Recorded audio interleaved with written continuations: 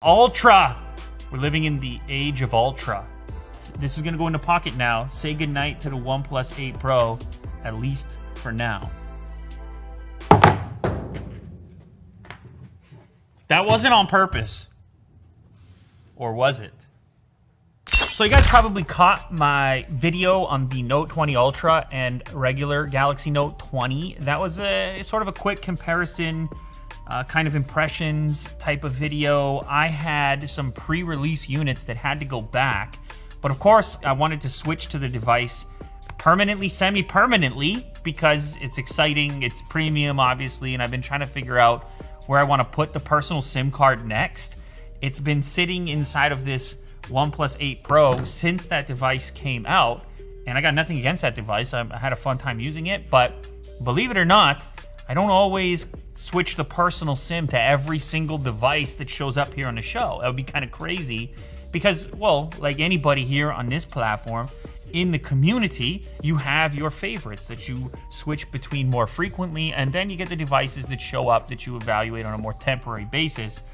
This Note 20 Ultra just feels like it would be a good fit for a sort of longer trial, and now that I have the retail unit in front of me, I'm gonna do a good old-fashioned switch video. I'm switching, just like the meme, as you guys might recall if you've been on the channel for a little while here. Yes, I'm switching phones. I'm switching to the Note 20 Ultra, and I'm excited to do so for, well, not just the reason of the, not just because the device is exciting and premium and all the rest of it, but because it also has a pen, and because it's also going to have the new style of later case on it, because this thing just came out with the whole new styling around the cutouts. I'm going to talk more about that in a little bit here in a little minute, but that's another reason I'm kind of pumped for it. So let's do the unboxing experience since I didn't have the box before in the previous video. This is what it looks like. You have the pen represented on the front, one of the few devices that you can get in 2020, top tier flagship level with a pen input. I say every single time I'm gonna try to love the pen. I'm gonna try to use the pen. I'm gonna try to be one with the pen. This time I mean it. I promise. I'm gonna be tapping away. I'm gonna be lying on the couch, Note 20 Ultra style, because, you know, to be honest with you, spending this kind of money, you probably want to use the pen. Mystic Bronze is the color of this unit. Otherwise, it's a fairly nondescript box. We slide off the lid. Nice and smooth, and you are greeted by the Note 20 Ultra. Massive camera module on there with the 3 camera units. Kind of like how they're all very similar in scale, and I don't know, it's kind of like it's nicely lined up. And this one is the glass model. If you recall from the comparison video, which I'm assuming you've seen at this point, if not, you can go check it out. The standard Note 20 non-Ultra, it looks very similar to this, the finish, but it feels a lot different because it's made out of plastic, and people were upset. $1,000 phone with a plastic back. Well, that's not a problem with the Ultra model. This one is actually going to be Gorilla Glass, and it's actually going to be that new Victus, which I mean, I'm curious about. I talked about it a couple times on Lou Later. It's the new high-profile product from Gorilla Glass, the most robust yet. All kinds of extra drop protection, all kinds of extra scratch protection. So Gorilla Glass obviously always doing big things, and this one features their latest. I believe it's the first phone to feature their latest. The pen moved to the other side of this phone, as I mentioned in the quick comparison video. Just noticed something interesting as well. Manufactured in Korea, it states on the device. Now, I know Samsung uses factories in a number of different places around the world. I don't think the majority of their devices are manufactured in India. Often you'll see Vietnam. They recently started manufacturing devices in India. This one is labeled as Korea. So because you have this huge camera module, you are gonna have a little wobble on the table. Let's see if that is diminished a little bit with the later case installation. Maybe, we'll find out. Not much, ever so slightly, but the cool part here is that new cutout style. As you can see, we're calling this the Cyber Edition. You can check out more details on the website. It's not just gonna be for the Note series. We're gonna do Cyber Edition for a number of different series, but what I like about it is it kind of gives it a futuristic look, in my opinion, kind of cyberpunky. It just covers the whole back in carbon. You can check it out for the S20 Ultra as well, and even had to show some love for the iPhone people. So there's a Cyber Edition for the iPhone 11 Pro Max. Check the site to find out all about it. Also in the packaging here, we have some stickers. Do not accept if seal is broken stickers, but this wasn't sealed. Very interesting. Very interesting, Samsung. Fast charger, actually what they're calling super fast charger. And again, the models I have for the Impression, I didn't have all these extra components, so it's cool to check it out. Kind of strange. It's only a 25 watt charger in the box.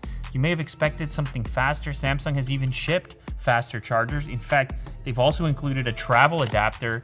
For some reason they sent this. I think this might be for the tablet that they also sent over, but this is capable of 45 watt super fast charging. This is 25 watt. You can use their 45 watt product with this phone, but I believe it will still charge at 25 watts. So that could be considered a drawback for some at this price point. There are obviously some faster charging devices out there.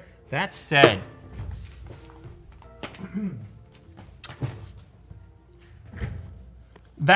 some people make the argument they don't need anything above a particular speed because they're worried about battery degradation and all the rest of it. But we have seen a number of the Chinese brands putting out 100 plus watts of charging these days. So some people are going to be paying attention to that. Anyways, this one is 25 watts. This is their travel adapter here. That's capable of 45 watts, and it's obviously a little bit larger. But again, you need a device that's capable of utilizing those 45 watts. So anyways, charging options from Samsung. They also do 15 watt wireless charging. I've always been a fan of wireless charging, so I may go that route as well. Of course, at the expense of a little bit of speed. Also inside the package, we have a USB cable, and it's a typical Type-C to Type-C.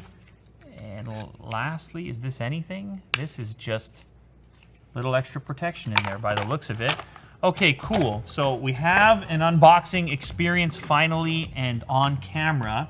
I should also mention, recently did a video on these guys, the Galaxy Buds Live. And of course, this would be a nice companion for this particular device. You can go check that video if you're curious about these at all. So let's go ahead and boot this thing up. All right, so while that's starting up, we'll take a look around the device. On the top here, you can see we've got our SIM tray, which is actually a pretty wide SIM tray.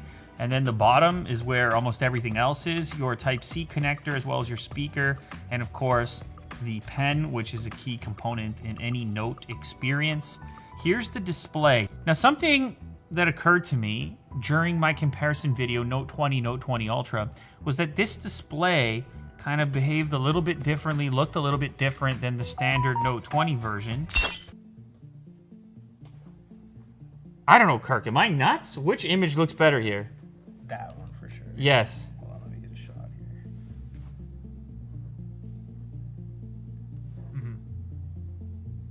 here.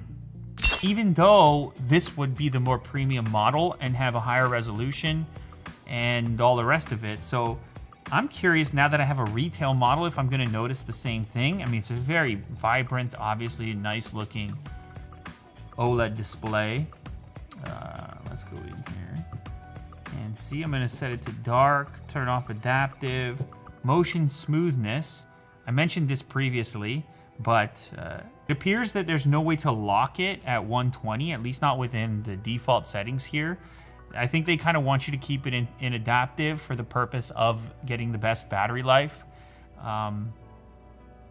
But you can, however, lock it in 60 Hertz in the settings menu if you want to prioritize battery life at all times. I'm going to leave it adaptive for now. Screen mode set to vivid. I wonder what happens if I go to the advanced settings. Now, another thing some people had mentioned in the comments section was that maybe I did not have the video enhancer turned on. So let me just peek for that real quick.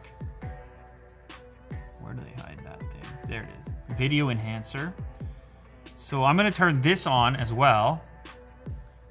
Now that doesn't change anything in the OS. It's only actually going to impact the video player, Google Play Movies and TV, YouTube, and Netflix as far as the pre-installed apps are concerned. But that said, I was analyzing YouTube videos, but then I was just analyzing pictures on Google Images. So I don't think that was the issue. You know, the other speculation was that it could have something to do with the new Gorilla Glass. I just think the displays work a little bit differently, behave a little bit differently. And Look, saturation is not necessarily a good thing. It's some people, you know, there's a taste thing that goes with it. And some people might like a more subdued display like this one has. And by no means is this one lacking saturation. It was just a curious finding that I had between this and the Note 20. Now, the other thing I like to do is enable the maximum resolution. There is a battery expenditure here as well, but I feel like if you have 3088 by 1440 resolution, you're gonna wanna see it. So that's WQHD Plus now, maxed out, very nice. Very sharp. I find when I'm scrolling YouTube, for example, with that extra resolution, you can really, depending how far you hold the phone from your face, but I'll be scrolling thumbnails like somewhere around here, and I can actually notice the difference between a high-res display. Now, is it the most important thing in my life? No, but I play with these things all the time, so it's something that I pick up on, something that I notice. Now that this is booted up, of course, we're gonna have to go ahead and insert the SIM card. Now, as I mentioned, I have been using the OnePlus 8 Pro. I've actually been really happy with this device. I've been happy with battery life. It doesn't have the biggest battery in the world. It's been a good performer though. So there's some things I'm probably gonna miss on here, including this silence switch, the textured switch that I use all the time. The form factor, this one, I mean, this is a big phone. This is a bigger phone. It feels bigger. It's a little edgier in the hand. The hole punch moves to the center of the display instead of the top corner. It's amazing how big OnePlus flagship devices have gotten, where you're talking about a Note Ultra and they're actually close in scale. That's pretty wild. The speaker performance, which I tested on this device in that quick video that I did prior, I'm actually really impressed with the speaker on this one. I think it might have a slight edge, and I use the speaker actually fairly frequently. Display-wise, I feel like I'm kind of noticing the same thing here, where the OnePlus display may have slightly more pop to it. The color balance is obviously different, as I'm sure you can tell.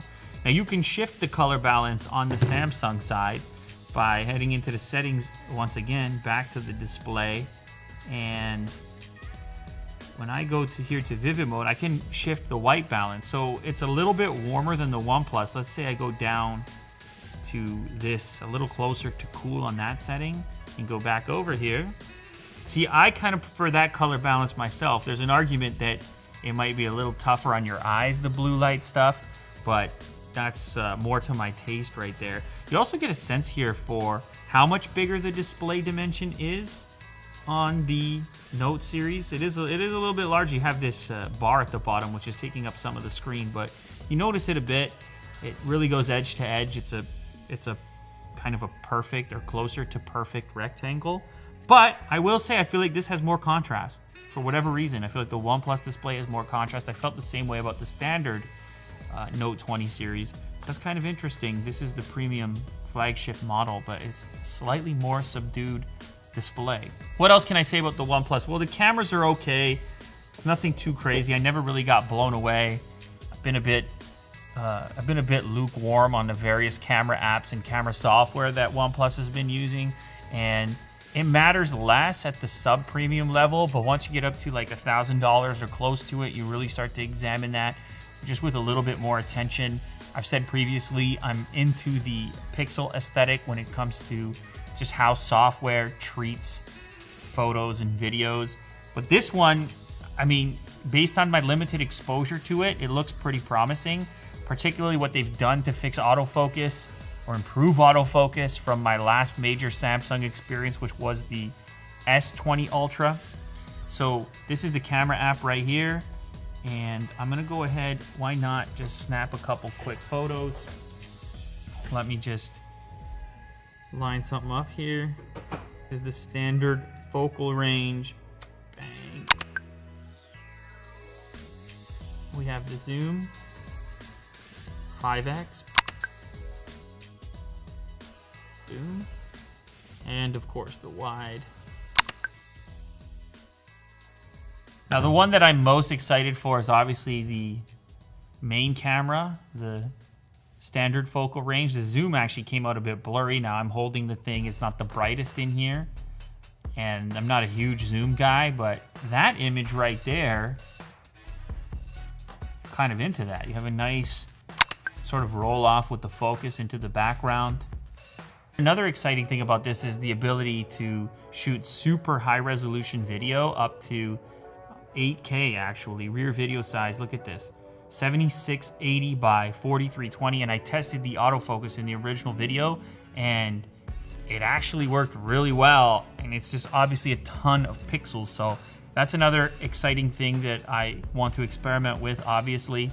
So for me, the story of this phone is the camera and the potential improvements on the camera over the S20 Ultra, which was a phone that I liked, the battery life, how that holds up, and then the pen, and whether or not I can finally get into using the pen on a more frequent basis to the point where I really feel like I'm getting an advantage from it.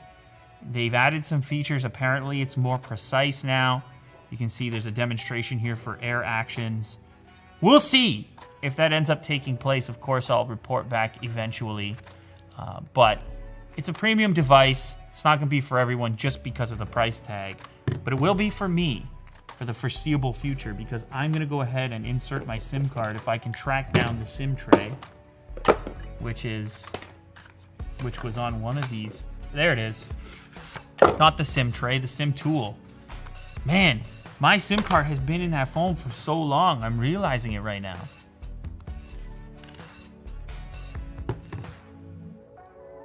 Oh yeah, forgot to mention, the SIM tray has expandable storage. You don't see that as much anymore. It is still here if you're a fan of that.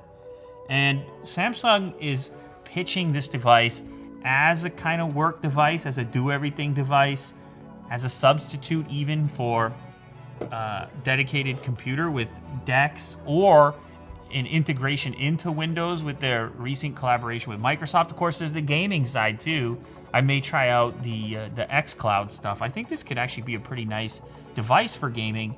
Of course, you get the 865 in there. All right. That's official. That's the main SIM card making its way into the latest from Samsung, the high-end Note 20 Ultra in Mystic Bronze, which of course you know I've covered up with carbon because that's the way I like to do it. That's the texture I'm looking for. But this is going to go in the pocket now. Say goodnight to the OnePlus 8 Pro, at least for now. That wasn't on purpose. Or was it? I gotta be over 18 years of age to play this. Listen to the audio though. Yeah. See, now that I've got this game loaded up, I feel like I can appreciate the display a little bit more. Because that OLED looks really nice over here. And this, another thing that you may not pick up on, this hole punch, this front-facing camera is tiny. It's the small, maybe the smallest I've seen. The black border around the camera module is incredibly slim. And of course, it's even smaller than what they put into the regular Note 20. It's hard to imagine how they could make it even smaller than that is. Probably the next step is just hiding it under the display completely.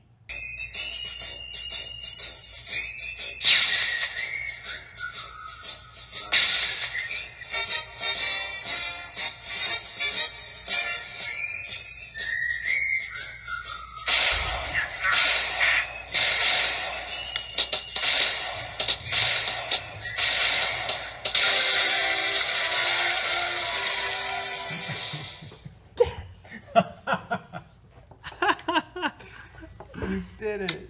Oh, what was that? Do they have a game mode now? They do. Check this out. They got the game booster as well.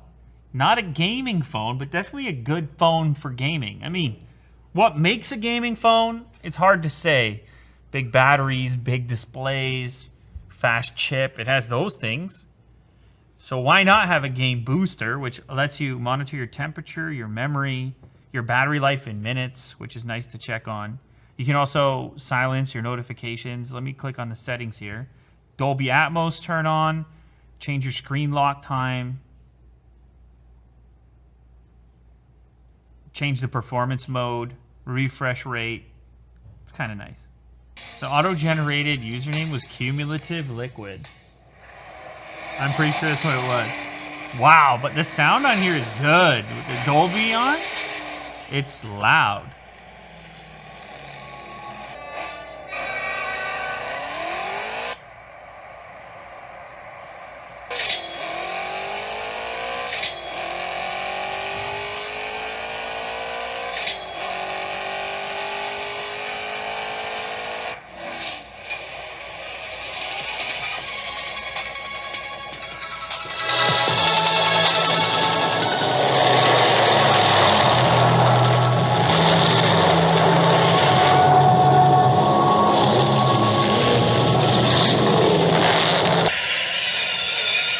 Are you hearing this audio? Holy, holy, that's loud for a phone.